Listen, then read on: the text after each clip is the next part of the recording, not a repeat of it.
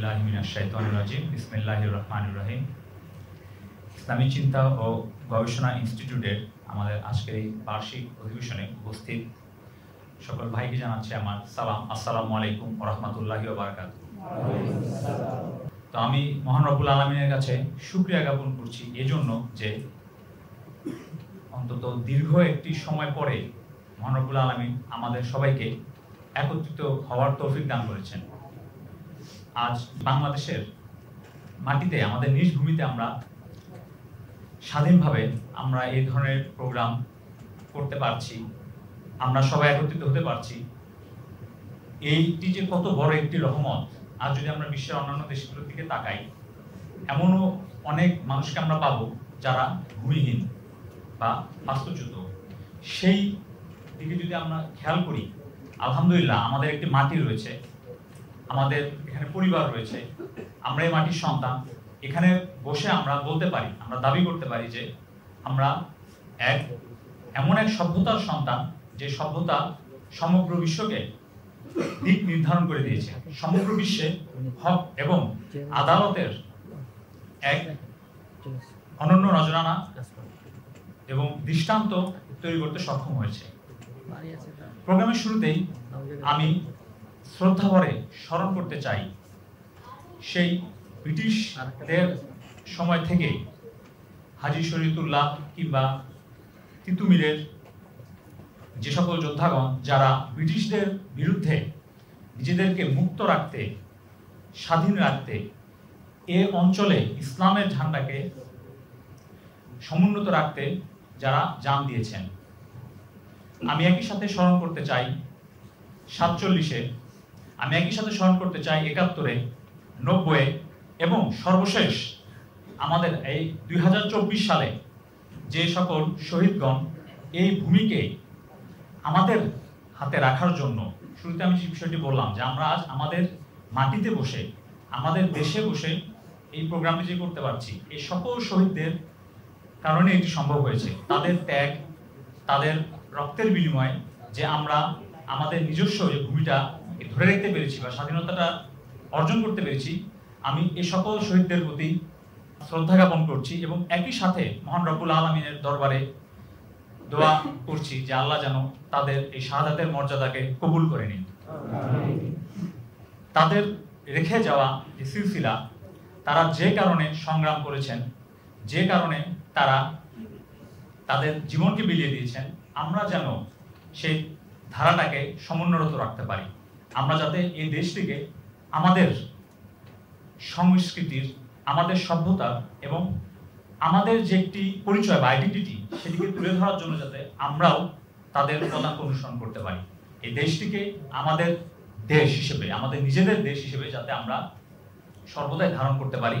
এই মাটিকে যেন ইসলামের এক চারণভূমি হিসেবে আমরা অতীতের মতো আবারও সমগ্র বিশ্ব মানবতার সামনে তুলে ধরতে পারি। আল্লাহ আমাদের সেই তৌফিক দান করুন ইনশাআল্লাহ। প্রিয় ভাইরা, আমরা আমাদের ইনস্টিটিউটের পথ চলার পর থেকে প্রায় 4 বছরের বড় একটি সময়, 4.5 বছরের মতো একটি সময় অতিক্রম করে এসেছি। আমাদের যে ইনস্টিটিউটের মূলনীতিগুলো ছিল, আপনারা সবাই জানেন 4টি মূলনীতি। তার প্রথমটি ছিল চিন্তার ক্ষেত্রে নবায়ন। আমরা জানি যে যে জাতি চিন্তার ক্ষেত্রে শক্তিশালী হতে পারে না, তাদের বিশ্বাসও কখনো কিন্তু শক্তিশালী হতে পারে না। আর যে জাতির বিশ্বাস শক্তিশালী থাকে না, তারা সামাজিকভাবে, রাজনৈতিকভাবে কোনো দিক থেকেই তারা উৎকর্ষতা অর্জন করতে পারে না। আমাদের মুসলিম সভ্যতার দিকে সে সময়কার আলেমগণ, শাসকগণ, তাদের মধ্যকার যে সম্পৃক্ততা বা আলেমগণ বিশেষ করে জনগণকে বা স্থানীয়দেরকে যেভাবে দিক নির্দেশনা দিয়ে গিয়েছিলেন, যার কারণে এক একটি সভ্যতা দেখুন 700-800 বছর ধরে চলেছে। এমনকি আমাদের উপমহাদেশে আমরা যদি দেখি 800 বছরের যে আমাদের ইতিহাস, বিশেষ করে ব্রিটিশ পূর্ববর্তী 600 বছরের যে ইতিহাস, এখানে নানা সংগ্রাম থাকলেও একই সাথে সংগ্রাম এবং আত্মত্যাগের পাশাপাশি চিন্তা ও জ্ঞানের রাজ্য কিন্তু কখনোই কম ছিল না বা আলেমদের বিচরণ ছিল না। এই ভূমিতে আমরা যাদের কথা বলি, তিতুমিরের কথা আমি তুললাম, হাজী শরীয়তুল্লাহর কথা তুললাম, ওনাদেরকে শুধু আমরা একজন রাজনৈতিক বিপ্লবী হিসেবে যদি দেখি সেটি কিন্তু ভুল হবে। ওনারা একই সাথে জ্ঞানের জন্য সে সময়কার মুসলমানদের চিন্তাগত দিক থেকেও, আখলাকি দিক থেকেও তাওহীদের যে বিশ্বাস, সে বিশ্বাসটি অন্তরে ধারণ করা এবং তার আলোকে জীবনযাপন করার জন্য যে প্রেরণা, যে প্রচেষ্টাটুকু দেওয়ার কথা ছিল, তারা তাদের সর্বোচ্চটুকু দিয়ে এসেছেন। এই অঞ্চলের আলেমগণ এই চিন্তাকে বা সময়ের আলোকে যুগে যুগে চিন্তার যে নবায়নের যে ধারাটা, সেটিকে তারা সমন্বিত করার সর্বদা চেষ্টা করে গিয়েছেন। আমরা আমাদের ইনস্টিটিউটে এই কাজটি বজায় রাখতে চাই। আমি এভাবে বলবো যে আমরা নতুন কিছু করছি কিনা, যে ব্রিটিশ একাডেমিয়ার মাধ্যমে যে ইতিহাস তুলে ধরা হয়েছে, যেখানে আমাদের পূর্বপুরুষদের ইতিহাসটাকে সম্পূর্ণভাবে দমিয়ে রাখার চেষ্টা করা হয়েছে, আমরা শুধুমাত্র সেই ধারাটাকেই চালু রাখার জন্য আমরা চেষ্টা করে যাচ্ছি। আমাদের কাজ এটাই। সম্মানিত ভাইয়েরা, আমরা এই যাত্রায় শুরু করার সময় কি চেয়েছিলাম? আমরা যদি একবার একটু ভাবি, আমি যে শুরুতে আপনাদেরকে বললাম যে আমরা 4টি মূলনীতি নিয়ে আমরা আমাদের পথযাত্রা শুরু করেছি। চিন্তার ক্ষেত্রে নবায়ন, জ্ঞানের ক্ষেত্রে পুনর্জাগরণ, উসুলের ক্ষেত্রে ইসলাম এবং আখলাকের ক্ষেত্রে বিনির্মাণ। এই 4টি বিষয়। এই 4টি বিষয় কেন গুরুত্বপূর্ণ? আমরা তো শুরুতে হতে চেয়েছিলাম জাতির বিবেক এবং স্পন্দন। এখন এই বিবেক ও স্পন্দন বলতে আমরা কি বুঝি? একটি জাতির বিবেক হলো সে জাতির শিক্ষা, আর তার স্পন্দন হলো সে শিক্ষার যে প্রতিষ্ঠান সমূহ। আজকে যদি আমরা আমাদের শিক্ষার দিকে তাকাই বা শিক্ষা ব্যবস্থার দিকে তাকাই, আপনারা তো এখানে সবাই বিশ্ববিদ্যালয় বা সমমানের বিভিন্ন ইনস্টিটিউটগুলোতে পড়ছেন। এই ইনস্টিটিউটগুলোতে আপনাদের সাথে হাজার হাজার সহপাঠীরাও রয়েছে। আপনারাও কিন্তু অনুধাবন করতে পারছেন আমাদের যে সহপাঠীরা আমাদের সাথে পড়াশোনা করছেন, তারা কেন দেশের প্রতি অবদান রাখতে পারছেন না, বা তাদের মধ্যে কেন এই চিন্তাটা আসছে না। এটা কিন্তু তাদের দোষ নয়। সমস্যাটা হলো আমাদের শিক্ষা ব্যবস্থায়। আমরা ব্রিটিশদের রেখে দিয়ে যাওয়া যে শোষণমূলক এক শিক্ষা ব্যবস্থার মধ্য দিয়ে চলে আসছি, তার মাধ্যমে নিজ জাতির ইতিহাসকে তুলে ধরা কোনো দিনও সম্ভব না। এমনকি এই শিক্ষা ব্যবস্থার মাধ্যমে যা সম্ভব তা হচ্ছে নিজেদেরকে একটি হীনমন্য জাতি হিসেবে নিজেদের কাছে অটোমেটিক্যালি তুলে ধরা, বা আমরা যেটা হয়ে আসছে। এবং একই সাথে আমাদের দ্বারা কিছু সম্ভব না, আমরা ব্যর্থ, আমাদের কোনো ইতিহাস নেই, আমাদের কোনো দিক নির্দেশকও ছিলেন না। আমরা বলা চলে তথাকথিত তৃতীয় বিশ্বের একটি দেশ, যাদের কাজই হলো তথাকথিত প্রথম বা উন্নত বিশ্বের দেশগুলোর একটি খেদমতের জায়গা, বা তাদেরকে সার্ভিস দেওয়ার যে জায়গা, সেটার একটা সমাগম হিসেবে যা তুলে ধরা। এটাই আমাদের বিশ্ববিদ্যালয়ে যদি আমরা তাকাই, আমাদের শিক্ষার্থীদের যে আশা, তারা অন্যান্য দেশে যাবে, সেখানে গিয়ে হয়তোবা তারা সুন্দর একটি জীবনযাপন করবে, বা সবসময় শুধুমাত্র নিজের ভোগ বা ভোগের মধ্যে থাকার যে একটি মানে প্রচেষ্টা, তার বাইরে থেকে বের হয়ে এসে দেশের জন্য, এই মাটির জন্য, এই মাটিকে আবারও সেই পূর্বের ইতিহাসের দিকে, সেই পূর্বের গৌরবোজ্জ্বল সময়ের দিকে তুলে নিয়ে যাওয়ার জন্য যে প্রচেষ্টা, সেটি দুর্ভাগ্যজনকভাবে হলেও সত্য যে শিক্ষা ব্যবস্থার কারণে আমরা আমাদের যুব সমাজের মাঝে সেটি পুনরুজ্জীবিত করতে পারছি না। আর এই যে আমি বললাম যে স্পন্দন বা আমাদের শিক্ষা প্রতিষ্ঠানগুলোর দিকে যদি আমরা তাকাই, আমাদের শিক্ষা প্রতিষ্ঠানগুলো শুধুমাত্র সেই একাডেমিয়ার যে পাইলট প্রকল্প বলা হয়, বা যে সেগুলোকে মানে মাঠে বাস্তবায়ন করার যে একটি মাধ্যম, সেটি হয়ে আসছে।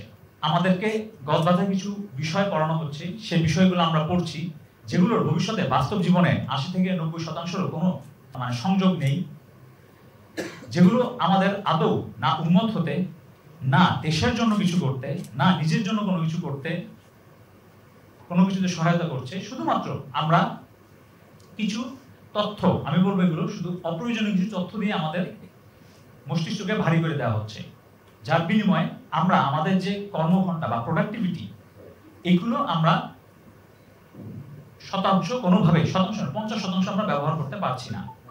তো আমাদের এই যে আমরা যে আমাদের জাতির স্পন্দন হতে চেয়েছিলাম, এইটি মূলত এই ধারণা থেকে আমাদের যাতে আমরা উঠে আসতে পারি, এই ব্রিটিশ একাডেমিয়ার রেখে যাওয়া শিক্ষা ব্যবস্থার যে অভিশাপ, সেখান থেকে যাতে আমাদের যুব সমাজ উঠে এসে আমাদের যে ইতিহাসের আলোকে আমাদের যে একটি ধারা যুগ যুগ ধরে চলে আসা এই বাংলা অঞ্চলে, এই ধারাটিকে আবারও পুনরুজ্জীবিত করার জন্য যাতে আমরা নিজেরা সংকল্পবদ্ধ হতে পারি, আমরা যা করছি, যেগুলো পড়ছি, সেগুলো যাতে আমাদের দেশ ও জাতির জন্য, উম্মতের জন্য উপকারী হয়, তেমনভাবে যাতে আমরা আমাদের প্রচেষ্টাগুলো দিতে পারি, জাতির স্পন্দন হয়ে যাতে আমরা আবারও আমাদের চিন্তাকে জ্ঞানের রাজ্যে আবারও প্রস্ফুটিত করতে পারি, সে উদ্দেশ্য ছিল আমাদের শুরুতে।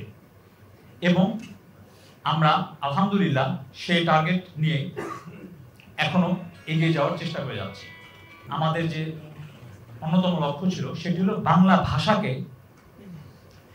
আমাদের নিজেদের একটি ভাষা হিসেবে ইসলামী সভ্যতার সাথে যে সংযোগ, সেটিকে স্থাপন করা। আপনারা যদি দেখেন বর্তমানে বিশ্বে যে সকল দেশগুলো বা সভ্যতার দিক থেকে বা একটা সময় তাদের ইতিহাস ছিল, তাদের প্রত্যেকেই নিজস্ব একটি ডেভেলপ ভাষা রয়েছে। ব্রিটিশদের দিকে যদি তাকান, তারা সমগ্র বিশ্বে তাদের ভাষাকে ছড়িয়ে দেওয়ার চেষ্টা করেছে। বা ফ্রেঞ্চদের দিকেও যদি তাকান, এমনকি জার্মানদের দিকেও যদি দেখেন, জার্মানরা তাদের ভাষা নিয়ে যে পরিমাণ গবেষণা করেছেন, যে পরিমাণ তাদের সাহিত্য রচনা করেছেন, তাদের বড় বড় সাহিত্যিকগণের দিকে যদি আমরা তাকাই, আপনারা জানেন যে দ্বিতীয় বিশ্বযুদ্ধের পর যখন জার্মানি একটি পরাজিত শক্তি হিসেবে মিত্র শক্তির হাতে একটি নেকড়ের মুখে এক টুকরো মাংসপিণ্ডের মতো অবস্থায় যখন পরিণত হয়েছিল, তখন তারা চাইলেই জার্মানিকে নিঃশেষ করে দিতে পারত। আজ যেমন আমরা দেখছি যে মুসলিম বিশ্বের উপর তারা জোরপূর্বক একটি সভ্যতাকে বা একটি জাতিকে ধ্বংস করার জন্য চেষ্টা করে আসছে। তো তারা সেটি কেন করেনি? কারণ আমরা যদি দেখি জার্মানদের যে ইতিহাস, তাদের যে সাহিত্য, তাদের যে দর্শন, সেগুলোকে আপনি একটি জাতিকে, মানুষকে মেরে ফেললেও একটি জাতির সাহিত্য বা দর্শন, চিন্তাধারা, এগুলোকে আপনি কোনোভাবেই হত্যা করতে পারবেন না। তো যার কারণে আপনার যখন একটি শক্তিশালী ভাষা থাকবে, আপনার যখন সেই ভাষাতে আপনি নিজস্ব পরিভাষাগুলোকে ব্যবহার করতে পারবেন, শক্তিশালীভাবে আপনি আপনার নিজের ভাষা দিয়ে সমগ্র বিশ্বে নিজেকে তুলে ধরতে পারবেন, তখন সেই ভাষা আপনি চাইলেও বা অন্য কেউ যদি চায়ও আপনাকে কখনোই পরাজিত করতে পারবে না। যার উদাহরণ কিন্তু আমরা দেখছি। আর জার্মানি দ্বিতীয় বিশ্বযুদ্ধে যেখানে তারা ধ্বংসস্তূপে পরিণত হয়ে গেছিল, তার 50 থেকে 60 বছর পরেই তারা আবারও স্বমহিমায় দাঁড়িয়ে গিয়েছে। এটি জাস্ট একটু উদাহরণ দিলাম আমি আপনাদেরকে। কিন্তু আমরা যদি দেখি, আমরা আজ ইসলামী সভ্যতাও আমরা কিন্তু এখন একটি কঠিন সময়ের মধ্যে দিয়ে পার করছি, কিন্তু তাও কেন সম্ভব নয় ইসলামী সভ্যতার ঝান্ডাকে নিভিয়ে দেওয়া? কারণ আমাদের কুরআন বা এছাড়াও আমাদের যে আলেমগণ যুগে যুগে যে জ্ঞানের যে চর্চা অব্যাহত রেখেছেন, আলেমগণ উসুলের আলোকে যে বিভিন্ন হাদিস বা বিভিন্ন আমাদের ইসলামী জ্ঞানের যে সোর্সগুলো, সেগুলোকে তারা যে জনগণের সামনে তুলে ধরেছেন, যার কারণে সেগুলো চাইলেও সম্ভব না মুসলমানদেরকে থামিয়ে রাখা বা মুসলমানদেরকে নিশ্চিহ্ন করা কখনোই সম্ভব নয়।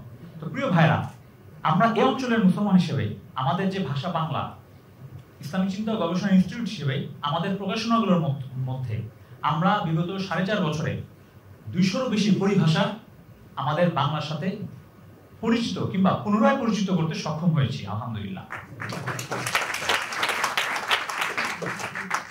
এই অর্জনটি, এই যে আপনারা এখানে যারা আছেন, আমাদেরই। আপনাদের এখানেই আমাদের অনুবাদক, আমাদের শিক্ষকগণ রয়েছেন, আবার আমাদের এখানেই বর্তমানে আমাদের ছাত্র ভাইরা রয়েছেন, যারা ভবিষ্যতে আমাদের শিক্ষক হবেন, যারা এই জ্ঞানগুলোকে ধারণ করে পরবর্তীতে আপনাদের আশপাশের বিশ্ববিদ্যালয় বন্ধুদের মধ্যে, ভাইদের মধ্যে, এমনকি পরিবারের মধ্যে ছড়িয়ে দিচ্ছেন। এজন্য আমি মনে করি আমরা যারা এখানে ইসলামী চিন্তা ও গবেষণা ইনস্টিটিউটের সাথে সম্পৃক্ত, আল্লাহর রহমতে আমরা যতটুকু কাজ করতে পেরেছি এই কৃতিত্ব আমাদের সবার, এবং ইনশাআল্লাহ আমরা ভাষাগত দিক থেকে আরো উৎকর্ষতা নিয়ে আসতে পারবো বলে আমি বিশ্বাস করি। পরবর্তী আরেকটি যে বিষয়কে আমরা সামনে রাখতে চেয়েছিলাম সেটি হলো হাকিকত। জার্মান সাহিত্যিক গোথের একটি বাণী রয়েছে, সেখানে তিনি এমনভাবে বলেছেন, মুসলমানরা এমন একটি শিক্ষা ব্যবস্থা তৈরি করে দিয়ে গেছে, যেই শিক্ষা ব্যবস্থার মধ্যে দিয়ে যারা একবার হলেও গিয়েছে তারা যাই হোক হাকিকতের থেকে কখনো তারা পিছু পা হননি। আপনারা দেখুন, আমি একটু আগে শুরুতে যেটা বললাম যে ব্রিটিশদের বিরুদ্ধে আমাদের পূর্বপুরুষগণ, আলেমগণ থেকে শুরু করে সবাই কিন্তু তারা যেই কারণটাতে মাথা নত করেননি তার সবচেয়ে বড় কারণ হলো হাকিকত। হাকিকতের প্রশ্নে তারা সর্বদাই ছিলেন আপোষহীন। এক আল্লাহ বা আল্লাহর বিধানের ক্ষেত্রে মুসলমানগণ কখনোই অন্য কোনো শক্তির সামনে মাথা নত করেনি, না অর্থের সামনে, না বর্তমানে আমরা যা দেখছি জায়নবাদ তাদের সামনে। বর্তমানে যদি আমরা বিশ্বের দিকে তাকাই, কত রাষ্ট্র জায়নবাদের সামনে মাথা নত করেছে, বা কত যদি আমরা দেখি ধর্মীয় মতবাদ তারা জায়নবাদের সামনে মাথা নত করলেও মুসলমানেরা এই হাকিকতের সামনে কখনোই তারা অন্য কোনো কিছুর নিকট মাথা নত করেনি। এমনকি এই হাকিকতকে তুলে ধরতে গিয়ে, এই তাওহীদের বাণীকে প্রচার করতে গিয়ে ইসমাইল রাজি আল ফারুকি তিনি শুধুমাত্র তার এই তাওহীদ বইটি, যেখানে তাওহীদের বাণী আমেরিকার মাটিতে তিনি প্রচার করতে গিয়ে তাকে এরকম যে এমন একটা সভ্যতার দেশ বলা হয় যেখানে আইন আদালত সবকিছু একদম তারা নিজেদের দেশে বাস্তবায়নের চেষ্টা করে, এমন একটি দেশে তাকে শহীদ করা হয়েছে। এই জিনিসটার মর্যাদাটা হাকিকত আমরা চেয়েছি আমরা এই বাংলার মাটিতে বাংলার জনগণ হাকিকতের সামনে যাতে মাথা নত না করে। এটিও নতুন কিছু নয়, আমাদের পূর্বপুরুষদের দেখিয়ে যাওয়া একটি সিলসিলা মাত্র। আমরা হাকিকতের সামনে কখনোই মাথা নত করব না।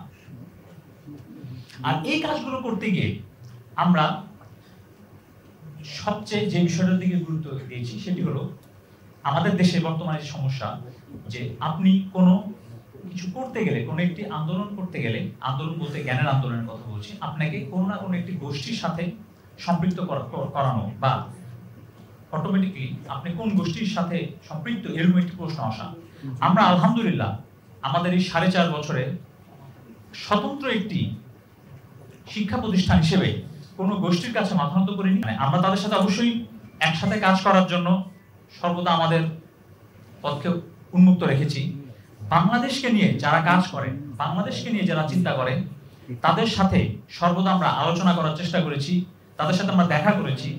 আমাদের সাথে যে সকল বিষয়গুলো এক, সেই বিষয়গুলো নিয়ে আমরা সর্বদাই একসাথে কাজ করার চেষ্টা করেছি। কিন্তু এই কাজ করতে গিয়ে আমরা নিজেদেরকে কোনো গোষ্ঠীর অন্তর্ভুক্ত বা কোনো ধারা বা তরিকতের অন্তর্ভুক্ত করার চেষ্টা করিনি।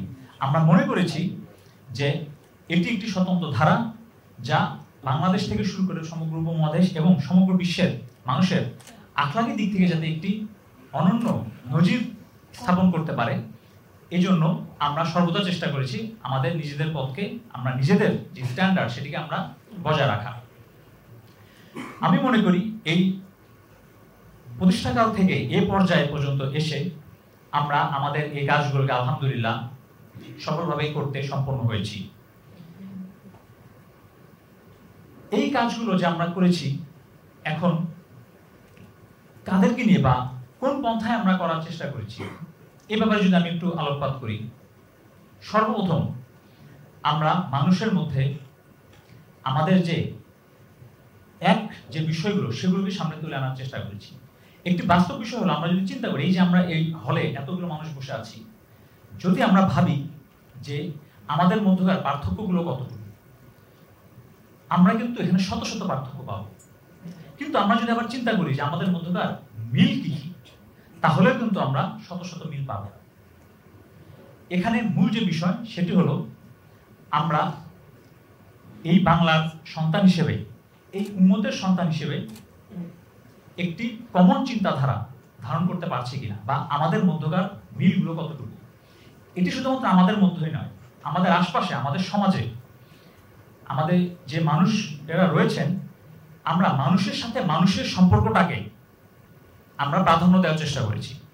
একটি মানুষের যখন আখলাকি দিক থেকে, একটি মানুষের যখন আচার আচরণ মুআমেলাতের দিক থেকে যখন ভালো থাকবে, আমরা অবশ্যই মনে করি যে এই ভাইটিকে আমরা অবশ্যই আমাদের যে চিন্তাধারা সেটিকে আমাদের পৌঁছানো দরকার, বা আমরা সেভাবেই কাজ করার চেষ্টা করেছি। এবং আমরা শুরু থেকে এ পর্যন্ত কখনো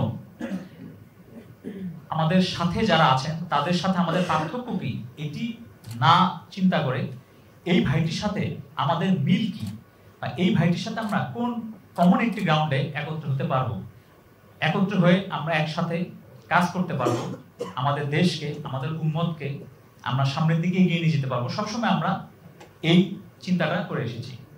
এবং আমাদের এই কাজের যে পন্থাটা, এই পন্থাটা আমরা যতদিন জারি রাখতে পারবো ততদিন আমরা শুরুতে বাংলাদেশ, পরবর্তী উপমহাদেশ এবং সমগ্র বিশ্বের মানুষের সাথে আমরা কাজ করতে পারবো। কিন্তু যখনই আমরা ছোটখাটো একটি বিষয় নিয়ে নিজেদের মধ্যে ঝগড়া শুরু করব, তখন বাংলাদেশ তৈরির কথা, ভাইয়ের মধ্যে ভাইয়েরই সম্পর্ক নষ্ট হবে। এই জন্য প্রিয় ভাইরা, আমরা সর্বদা চেষ্টা করেছি যে আমাদের মধ্যকার যে এক বিষয়গুলো উম্মত হিসেবে যে বিষয়গুলো এক, সেগুলো নিয়ে আমরা সকলের সাথে একসাথে বসার, একসাথে কাজ করার। এবং সবসময় একটি কথা আমরা বলতাম যে আমাদের কর্মপরিধি হবে স্থানীয়, কিন্তু আমাদের চিন্তা হবে বৈশ্বিক বা সামগ্রিক। এই কথাটি মাথায় রেখে আমরা কাজ করার সর্বদা চেষ্টা করছি। আমাদের যে গুরুত্বপূর্ণ একটি বিষয় বা আমাদের কাজের ক্ষেত্র, আমি যেটা বলেছি আখলাকি উৎকর্ষতা, আজ আমরা বাংলাদেশে এমন একটি পর্যায়ে এসে পৌঁছেছি, আমাদের দেশে আমরা জানি যে এবছরে একটি বিপ্লব হয়েছে, বিপ্লব সংঘটিত হয়েছে। কিন্তু একটি বিপ্লব যখন সংঘটিত হয়, তখন যদি মানুষের মধ্যে পরিবর্তন, আখলাকি পরিবর্তন যদি না আসে, তখন যত বিপ্লবী হোক না কেন সেই দেশের বা সেই জাতির অবস্থান কখনোই পরিবর্তন হওয়া সম্ভব না। আমাদের দেশের যে সমস্যাগুলো আমরা যদি চিন্তা করি, খুব সার্বিক সামান্য বিষয়গুলো, যে অপরকে ঠকানো বা হকের দিক থেকে মানুষকে জুলুম করা, মানুষের সাথে মুআমেলা ঠিক রাখা, বা এই ধরনের যে বিষয়গুলো, সামগ্রিক আখলাকের কথা, যদি আখলাক অনেক বড় একটি বিষয়, এই সকল ছোটখাটো বিষয় আমি যে উদাহরণ দিলাম, এগুলো যদি আমরা নিজেরা আমরা উৎকর্ষতা সাধন করতে না পারি, আমাদের ভাই হয়ে আমাদের পাশের ভাইটির সাথে আমরা যদি ভ্রাতৃত্বপূর্ণ সম্পর্ক না রাখতে পারি, এটি যদি আমরা স্থাপন না করতে পারি, অর্থাৎ আখলাকি দিক থেকে যদি আমরা উৎকর্ষতা সাধন না করতে পারি, তাহলে যত পরিবর্তনই আসুক না কেন তাতে আমাদের জাতির ভাগ্যের কোনো পরিবর্তন আসবে না। এজন্য একটি জাতিকে উন্নত হতে হলে তাকে সকল দিক থেকে উৎকর্ষতা সাধন করতে হলে যে জিনিসটি সবচেয়ে বড় প্রয়োজন, আখলাকি দিক থেকে তার উৎকর্ষতা সাধন।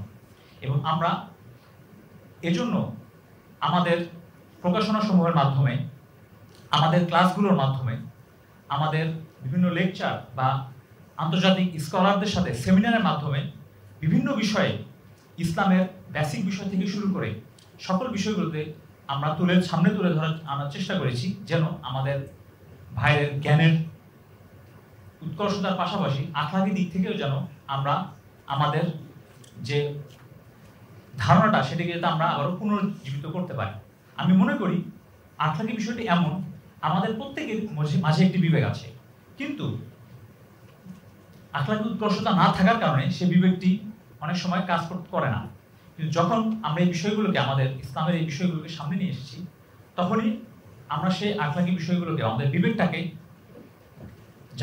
জাগরিত করার মতো সুযোগ পাই, বা তখনই আমরা দেখা যায় যে আমাদের নিজেদের জন্য, দেশের জন্য বা আশপাশের মানুষের জন্য আমরা কিছু করার মতো একটি অবস্থানে নিয়ে যেতে পারি নিজেদের। আমাদের অন্যতম লক্ষ্য ছিল যে যোগ্যতা সম্পন্ন মানুষ তৈরি করা। আজ আমি শুরুতে যে বললাম, এই যে পরিভাষাগুলো তৈরি করা, বা আপনারা ইতিমধ্যে জানেন আমাদের মাসিক পত্রিকা মিহওয়ার, আমাদের প্রকাশনা বিভাগের বই, এছাড়াও আমাদের এইখান থেকে, আপনাদের মধ্য থেকে বিগত 4 বা 4.5 বছর সময় ধরে উঠে এসেছেন একাধিক অনুবাদক, একাধিক লেখক। এবং এই ভাইরা কিন্তু একটা সময় শুরু থেকেই উঠে এসেছেন।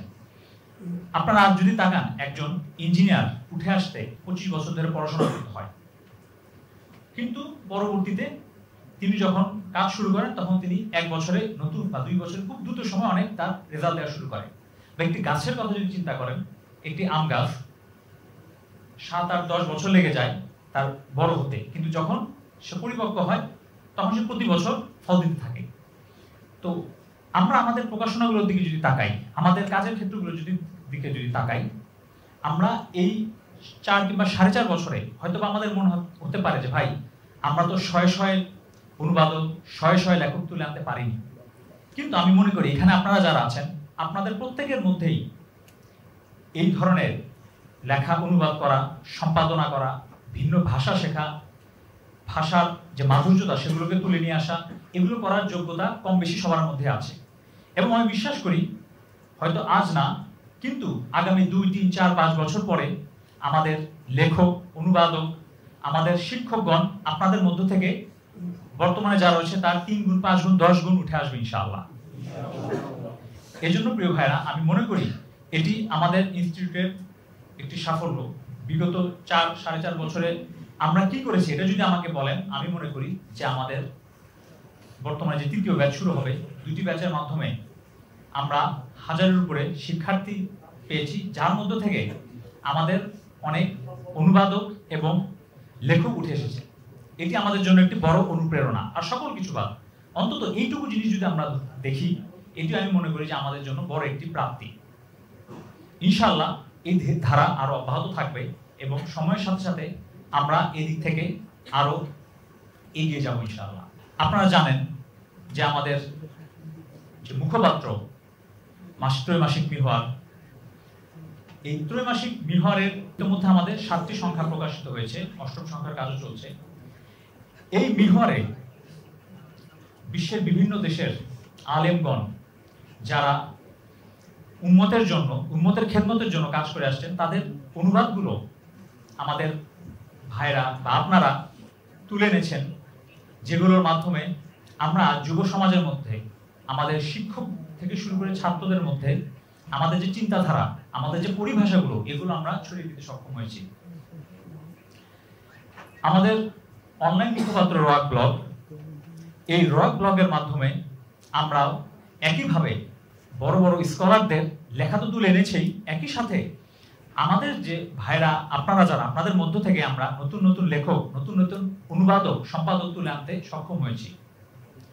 আমি মনে করি যে ভবিষ্যতে আমরা অবশ্যই এই মাটিতে জ্ঞানের যে পুনর্জাগরণের যে স্লোগান নিয়ে এগিয়ে চলছি, এটি অবশ্যই এই কাজগুলোর মাধ্যমেই সম্ভব হবে ইনশাআল্লাহ। একই সাথে আমরা যদি আমাদের মিডিয়া বিভাগের দিকে তাকাই, আমাদের মুসলিম পোর্ট, আমাদের বর্তমানে শত শত প্রেস মিডিয়া বা প্রিন্ট মিডিয়া রয়েছে বাংলাদেশে, সমগ্র বিশ্বে, কিন্তু মুসলিমদেরকে নিয়ে বা আমাদের ইসলামী সভ্যতার যে আমি বলবো যে প্রত্যন্ত অঞ্চলগুলো, যে সকল অঞ্চলগুলোতে ইসলামী সভ্যতা আদৌ আছে বা ছিল কিনা এ ব্যাপারেও অনেকে অকিভাল নন, এমন স্থানগুলোর ইসলামী সভ্যতার ইতিহাস, সেখানকার আলেমগণ, সেখানকার মুসলমানদের অবস্থানকে বাংলা ভাষাভাষীদের সামনে স্পষ্টভাবে তুলে দেওয়ার জন্য প্রথম এবং এখন পর্যন্ত একমাত্র মিডিয়া হলো আমাদের মুসলিম পোর্ট। এখানে বিভিন্ন আর্টিকেলের মাধ্যমে, বিভিন্ন লেখা বা অনুবাদের মাধ্যমে আমরা মুসলিম বিশ্বের বিভিন্ন প্রান্তের মুসলমানদের সম্পর্কে আমরা যে জ্ঞান আহরণ করতে পারছি বা আমাদের আশপাশের সকলকে যে এটি জানাতে পারছি, আমি মনে করি এটি অবশ্যই আমাদের মুসলমানদের পুনর্জাগরণের জন্য, এই বাংলার মাটিতে ইসলামকে বা একটি আদালত ও ন্যায়ভিত্তিক একটি সমাজ ব্যবস্থা প্রতিষ্ঠার জন্য যে উদাহরণগুলো রয়েছে বিশ্বের বিভিন্ন প্রান্তে, সেগুলোকে তুলে ধরার জন্য অগ্রণী ভূমিকা পালন করছে এবং আরো করে আসবে বলে আমি বিশ্বাস করি।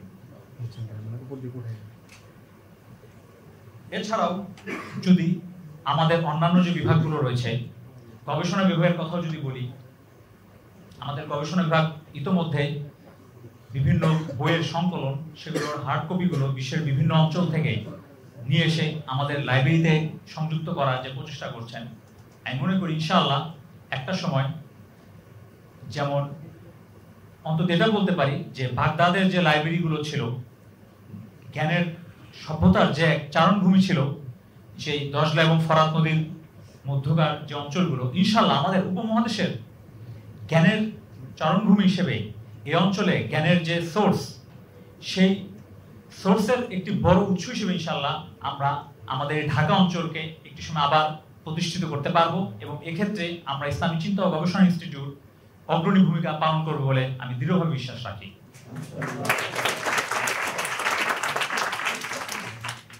আমি মনে করি প্রিয় ভাইরা, আজ আমরা বর্তমানে এই যে একটি পশ্চাৎপদ অবস্থায় রয়েছি জ্ঞানের দিক থেকে, আমাদের মধ্যে যদি আমরা তাকাই, ইসলাম নিয়ে চিন্তা করেন তাদের মধ্যে যে শত শত ভাগে বিভক্ত, বুদ্ধিভিত্তিক দিক থেকে যদি আমি চিন্তা করি যে এত এত বিভাগ এবং এত এত অমিল, এগুলোর অন্যতম কারণ হলো আমাদের পায়ে একটি শৃঙ্খল রয়েছে, যে শৃঙ্খলটি হলো চিন্তার শৃঙ্খল। আর এই শৃঙ্খলটি থাকার কারণে আমরা ভালোভাবে চিন্তা করতে পারছি না, আর এই চিন্তা করতে না পারার কারণে আমাদের মধ্যে ঐক্য বা একতা প্রতিষ্ঠিত হচ্ছে না, বা এটি সম্ভব হয়ে উঠছে না। আমরা যদি আমাদের এই পায়ের এই জিঞ্জিরটিকে বা শৃঙ্খলটিকে মুক্ত করতে চাই, আমাদেরকে অবশ্যই জ্ঞানের দিক থেকে উৎকর্ষতা সাধন করতে হবে। আমাদেরকে আমাদের পূর্বপুরুষদের, আলেমদের রেখে যাওয়া যে মিরাজগুলো, সেগুলোকে আমাদের তুলে ধরতে হবে, আমাদের ইতিহাসকে আমাদের সামনে তুলে ধরতে হবে।